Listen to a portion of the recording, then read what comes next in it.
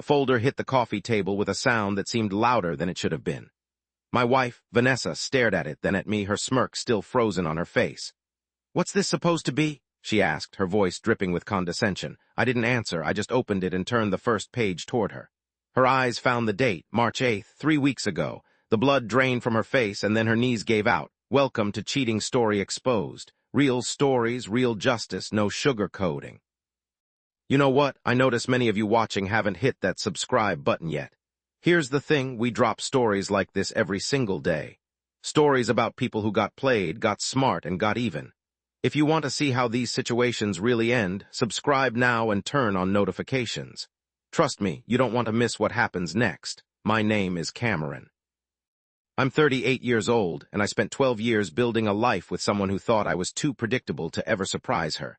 Let me take you back to the beginning of March. On the surface, everything looked normal. Vanessa and I had been married for 12 years. We lived in a comfortable suburban home in Charlotte, North Carolina. I ran a mid-sized commercial real estate firm that I'd built from the ground up over the past decade. Vanessa worked part-time as a marketing consultant, though her hours had become increasingly flexible over the past year. We had no children, a mutual decision we'd made early on, though lately I'd wondered if that had been her way of keeping her options open. Our social life revolved around a tight circle of couple friends, charity events, and the occasional weekend trip to the mountains or coast. To anyone watching from outside, we were successful, stable, maybe even enviable.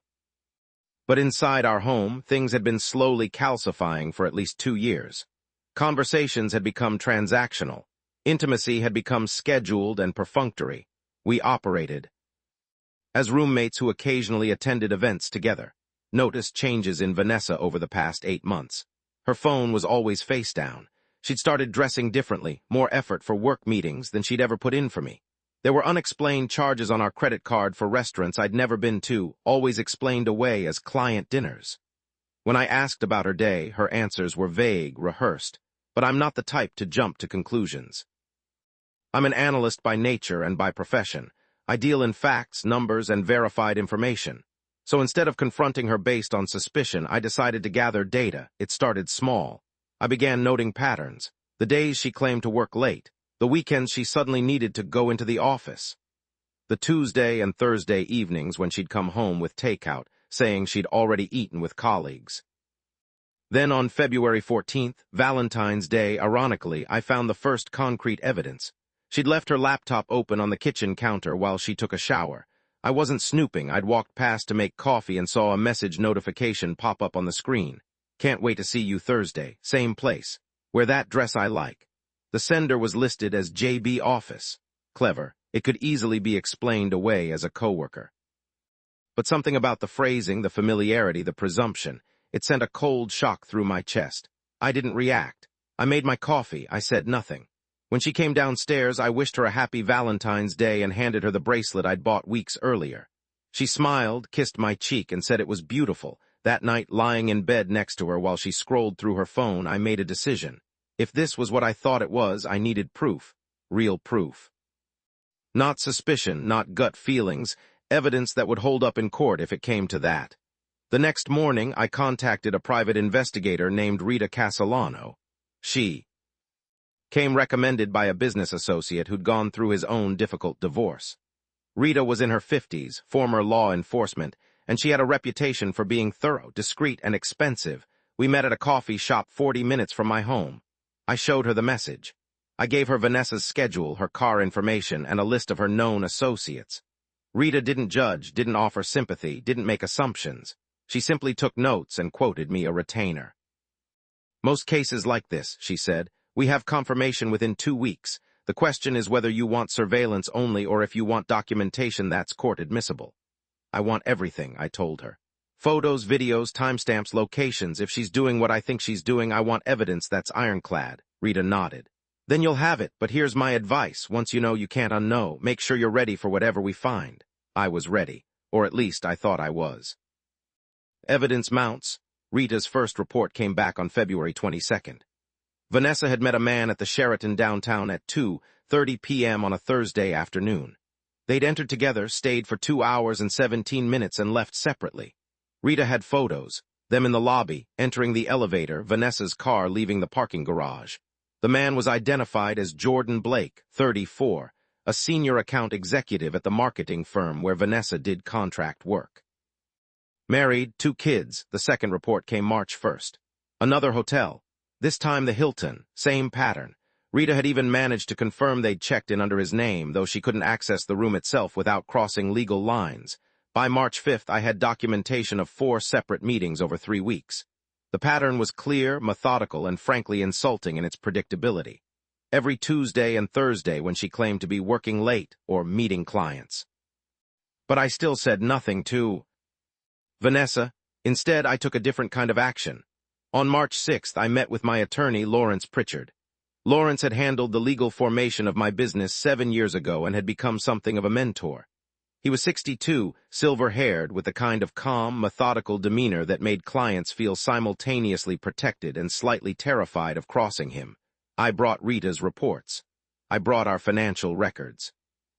I brought the prenuptial agreement we'd signed 12 years ago, an agreement Vanessa had dismissed as just a formality, but that Lawrence had insisted on given that I was bringing substantial premarital assets into the marriage.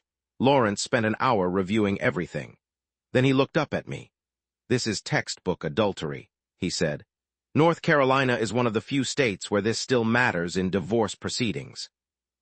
With this evidence, we can pursue alienation of affection claims, we can use it in property division arguments, and we can absolutely ensure the prenup holds up under any scrutiny." "How fast can we move?" I asked. "With your consent, I can have divorce papers drafted by end of week. Filing takes 3 days, but Cameron," he leaned forward, "are you absolutely certain this is what you want? Because once we file, there's no taking it back quietly." I thought about the last 12 years. The dreams we talked about that never materialized. The version of Vanessa I'd fallen in love with versus the stranger who now lived in my house. The disrespect of being lied to repeatedly while she smiled to my face. "I'm certain," I said. Lawrence drafted the papers. On March 8th, I signed them in his office. The filing was submitted that same afternoon to the Mecklenburg County Courthouse. According to North Carolina law, Vanessa would need to be formally served, but that could wait for strategic timing. I walked out of that courthouse with a strange sense of calm. The decision was made. The wheels were in motion. Now I just had to wait for the right moment. The Bluff. That moment came on March 29th, though not in the way I'd planned. We were in the living room. It was a Friday evening. Vanessa had just returned from what she'd called a networking dinner. Her lipstick was slightly smudged. Her phone had been buzzing in her purse since she walked in. I was sitting on the couch with a glass of bourbon, watching a basketball game with the volume low. She kicked off her heels and dropped onto the opposite end of the couch with an exaggerated sigh. "Long day?" I asked, not looking away from the TV. "You have no idea," she said. "These clients are exhausting." The lie sat between us like a third person in the room. I took a slow sip of my drink. "Vanessa," I said quietly, "I think we need to talk about our marriage." She glanced at me and something flickered across her face, annoyance maybe. "What about it?" "I don't think this is working anymore." She laughed. Actually laughed. "Cam, everyone goes through rough patches. You're just stressed about work." "I'm not stressed about work," I said, keeping my voice level. "I'm saying I think we should consider divorce." That's when her expression changed, not to shock or sadness, to something closer to irritation. She sat up straighter, crossing her arms. "Divorce," she repeated like I'd suggested we burn down the house. "You're being dramatic." "I'm being honest." "No, you're being emotional. You'll feel differently tomorrow." She waved a dismissive hand. "You always do." The condescension in her voice was like gasoline on embers, but I kept my composure. "I'm serious, Vanessa. I think we should separate at minimum." She stared at me for a long moment, then smiled. It wasn't a kind smile. It was the smile of someone who thought they held all the cards.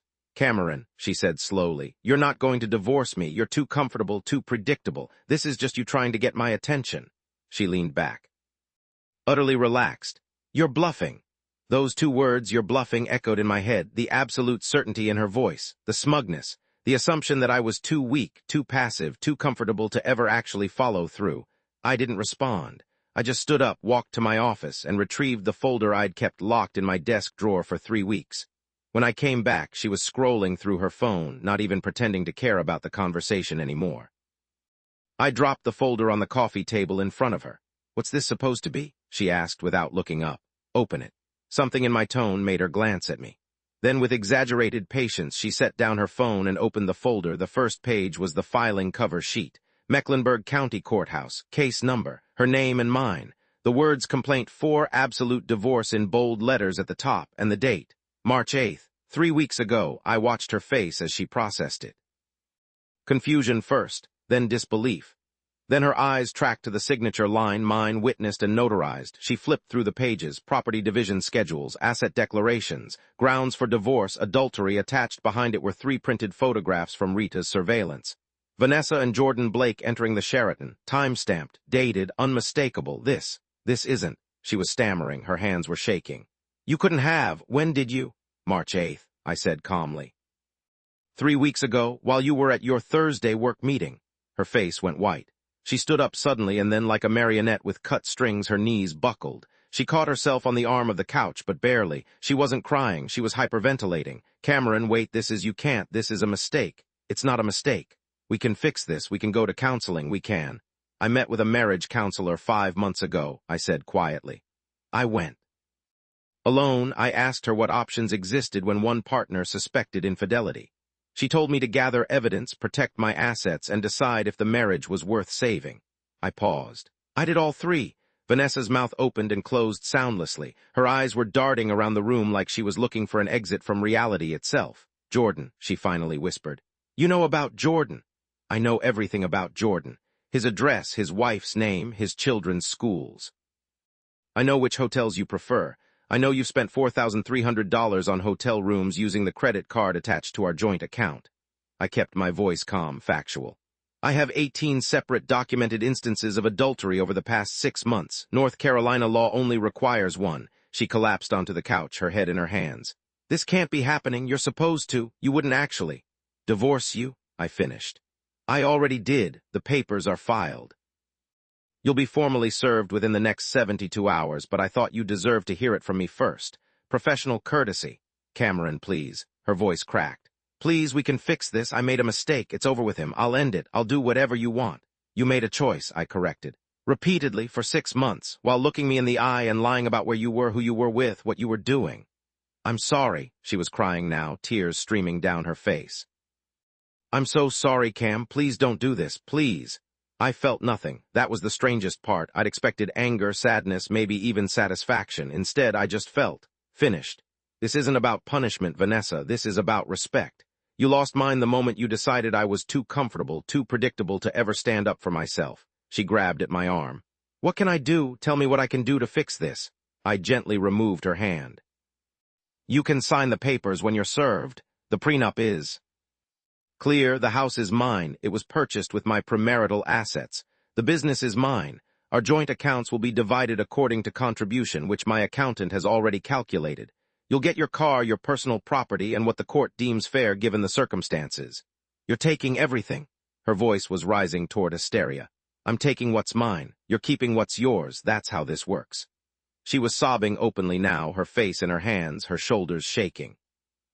Part of me, a very small part, felt something like pity, but it was drowned out by the memory of every lie, every dismissive comment, every moment she'd made me feel like I was overreacting for having basic expectations of fidelity. Does Jordan know? I asked. She looked up, mascara streaking her cheeks. What? Does Jordan know you're getting divorced, or is he still under the impression this is just a fun side project? She didn't answer. That told me everything. You should probably tell him, I said. His wife will find out eventually. I'd hate for that to blindside her the way you tried to blindside me.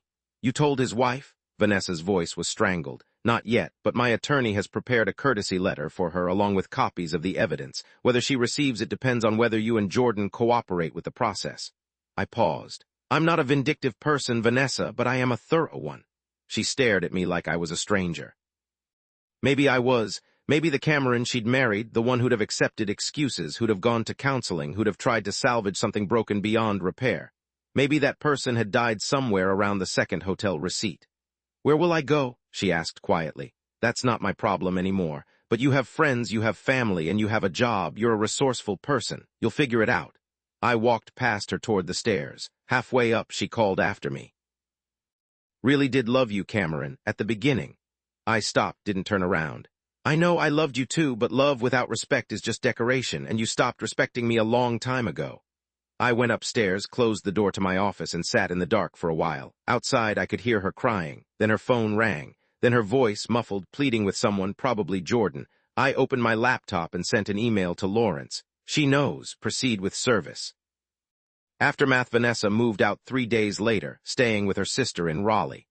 The formal service happened on April 2nd. She tried to contest the prenup, claiming emotional distress and coercion, but Lawrence had anticipated that. The prenup had been drafted by independent attorneys, reviewed by Vanessa's own lawyer at the time, and signed with full knowledge and consent. Jordan's wife found out in early April, not from me, but from a mutual friend who'd seen them together at a restaurant. The fallout from that was its own disaster. Jordan ended up taking a leave of absence from work. His marriage went into crisis counseling. I felt no particular satisfaction from that, but I didn't feel guilt either. Actions have consequences. The divorce moved through the system faster than most because Vanessa eventually stopped contesting it. Her attorney, someone far less experienced than Lawrence, apparently advised her that fighting was only going to cost her money she didn't have. The adultery evidence was too clear, the prenup too airtight. By June, it was finalized. The house remained mine. The business remained mine. Our joint accounts were divided 70-30 in my favor based on contribution analysis. Vanessa got her car, her personal property, and a modest settlement that Lawrence negotiated down from her initial demands. The lessons: people ask me now if I regret how I handled it. If I wish I'd confronted her sooner, or given her a chance to explain, or tried counseling first. The answer is no. Here's what I learned through this process. Respect is non-negotiable. You can love someone deeply and still lose respect for them. And once respect is gone, love becomes hollow. It becomes obligation masquerading as commitment. Vanessa didn't just cheat on me physically. She disrespected my intelligence, my judgment, my worth as a partner. She assumed I was too comfortable, too predictable, too weak to ever stand up for myself. That assumption was her mistake, not mine. The 3 weeks between signing those papers and revealing them to her weren't about revenge. They were about preparation. They were about ensuring that when I made my move, it was from a position of strength, clarity, and legal protection. I learned that being calm doesn't mean being passive. Strategic silence is sometimes the most powerful response. While she was assuming I'd never follow through, I was building an airtight case. While she was laughing at my bluff, I was 3 steps ahead. Where I am now, it's been 7 months since that night in the living room. The house feels different now, quieter but not lonely. I redecorated, changed things, made it mine in ways it never quite was before. My business is thriving. Turns out that removing the constant stress of a failing marriage does wonders for focus and productivity. I closed 2 major deals in the past quarter that had been stalled for months. Started dating again, though I'm taking it slow. I'm not looking to replace what I lost. I'm looking to build something new with someone who values honesty, communication, and mutual respect as much as I do. I heard through mutual friends that Vanessa and Jordan tried to make a relationship work after everything fell apart. It lasted about 6 weeks. Turns out, relationships built on secrecy and betrayal don't magically become healthy once they're dragged into the light. Who knew? She's apparently dating someone new now. I genuinely hope she's happier. I don't wish her harm, but I also don't think about her much anymore. She's become what she always was, someone I used to know. Final reflection: if you're in a situation where you suspect betrayal, here's my advice: don't react emotionally. React strategically, gather your evidence, protect your assets. Consult professionals, lawyers, financial advisors, counselors. Build your case before you make your move, and most importantly, know your worth. Don't let anyone convince you that standing up for yourself is dramatic or emotional or bluffing. If someone disrespects you repeatedly, they've made their choice. You get to make yours, the version of me that Vanessa thought I was, the comfortable, predictable, conflict-avoidant husband who'd never actually follow through. He doesn't exist anymore. Maybe he never really did. Maybe he was just me, being patient until I had all the information I needed. When she called my divorce threat a bluff, she was betting on me being weak. She lost that bet the moment I signed those papers 3 weeks earlier, and when her knees buckled and she realized I'd been planning this while she was lying to my face. That wasn't satisfaction I felt. It was clarity. I wasn't bluffing. I was winning. Cameron signing off. And to anyone watching who's being lied to, disrespected, or taken for granted, you deserve better, and you're stronger than they think.